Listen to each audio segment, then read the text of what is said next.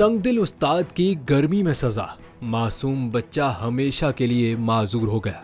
उस्ताद को रूहानी बाप कहा जाता है, लेकिन अक्सर हमें मुआशरे में ऐसे सख्त दिल असातिज़ा के वाक़यात सुनने को मिलते हैं कि रोंगटे खड़े हो जाते हैं। इस क़यामत खेज़ गर्मी के दौरान मलेशिया में दिल दहला देने वाला वाक़या पेश आया, जहां एक जालिम सिफत उस्ताद ने 11 साला तालिब इल्म को मुसलसल कई घंटे धूप में खड़ा होने की सजा दी, जिसकी ताब न लाते हुए वो बच्चा जिंदगी भर के लिए माजूर हो गया।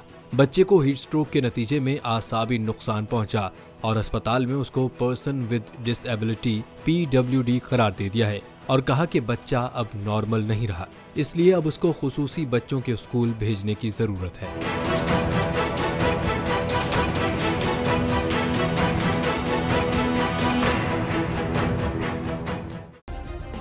सब्सक्राइब करें और बेल दबाएं ताकि कोई खबर रह न जाए।